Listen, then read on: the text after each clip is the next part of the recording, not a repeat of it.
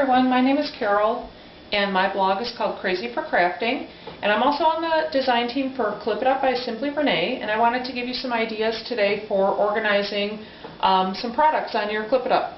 This is my Clip It Up Jumbo, and I wanted to show you how easy it is to add an upper tier to this unit. Just take the handle out, add on the extension pole that comes with the upper tier, just lightly screw this on. You do not have to do it really tight. Just like that. Add on the upper tier. I already have clips attached to mine. And then put the handle back on. It's as easy as that. That took seconds. And now I have two tiers on my Jumbo. These units, when they're empty, are very lightweight, very portable, and they're just great. So besides the fact that I love the Jumbo and I love the upper tier, I wanted to show you a couple other Clip It Up products that I really enjoy. This is the Clip It Up 4 small zip bags.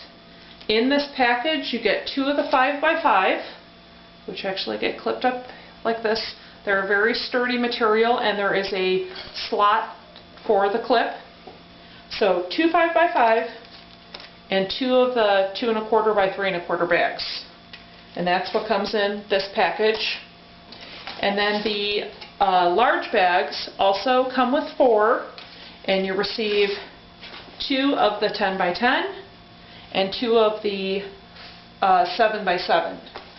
So I wanted to show you some ideas for using these bags and let you see why I like them so much. But before I get to that, I wanted to say, now that I'm going to be setting up my Clip It Up with my scrapbooking products, I had been previously giving you organization ideas with how to use the Clip It Up Jumbo. I wanted to talk about packaging that is functional packaging and packaging that isn't so functional, and I'm just going to use a couple of examples. Maya Road makes packaging that I really like. These are some of the vintage pearl trinket pins, and in order to access the pins, you pull the cardboard insert. This plastic piece that holds the pins in place comes out, and you can access whatever you need, and then put the plastic piece back, put the cardboard back, and you can always get in and out of the packaging really easy.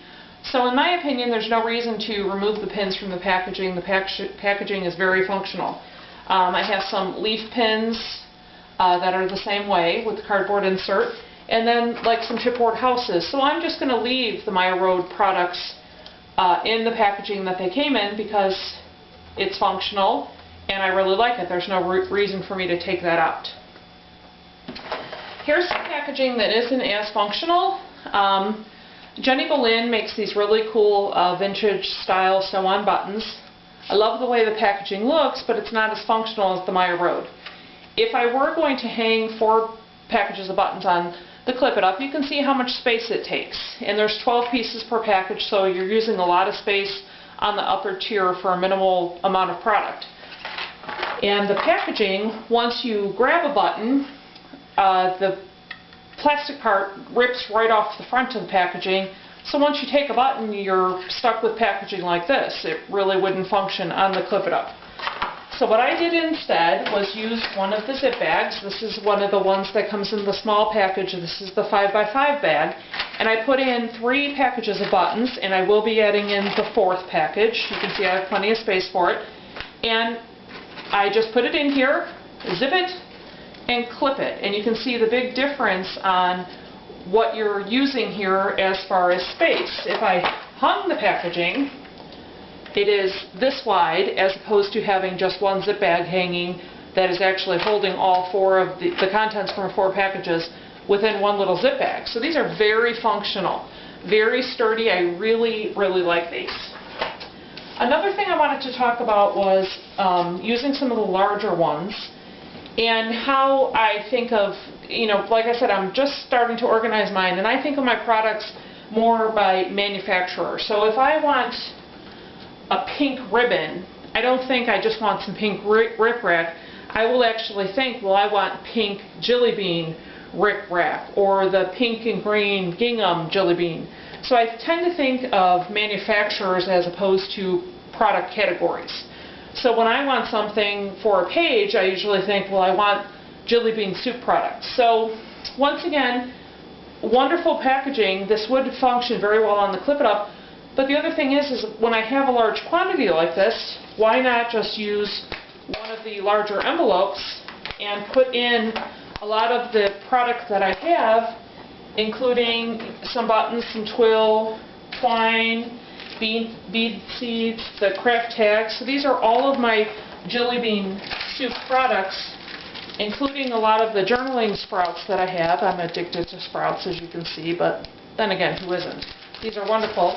And I can actually take all of these packages for all of these products, stick it in one envelope or a zip bag, and then just clip it up.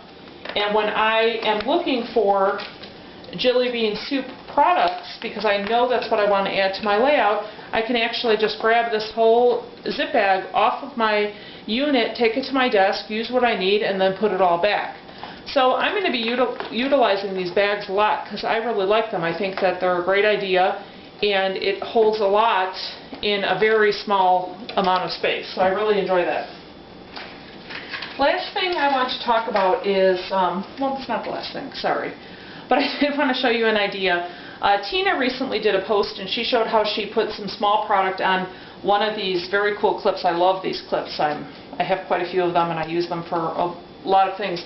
But this is one of my cool little organization ideas. I have a lot of glimmer mist that I acquired, and what I did in order to keep track of the colors that I have is I made this little swatch book.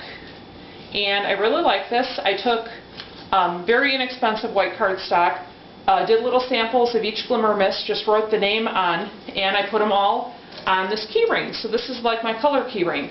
And when Tina mentioned that she was going to put small product on these and clip it to her Clip It Up, I was like, well, that's a great idea for me to keep my colors here. So when I need to use a glimmer mist and I need to take this to a project and say, well, what color is going to go with my pattern paper or with what I'm working with, I will always know where this is because it's attached to my upper tier. And the other thing I did is I did another little, this one's much smaller, but these are with all my distress inks. The Ranger distress inks, I did little swatches for all of these also.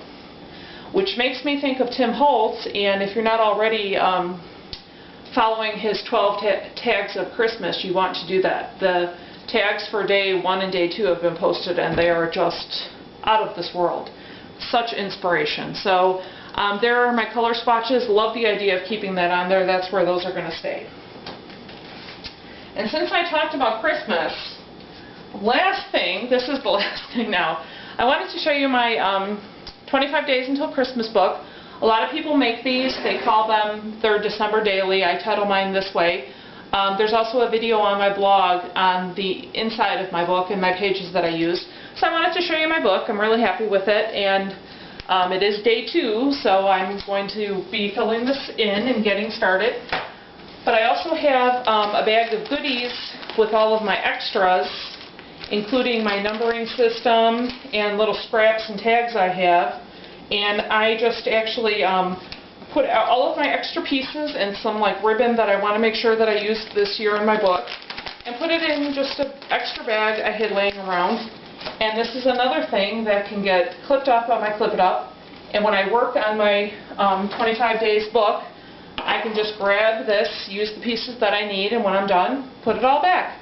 So that's just some ideas for you. I think that the Clip It Up is a product that has endless possibilities. You're only limited by your own imagination. So get organized, and I hope you enjoyed the video. Thanks for watching.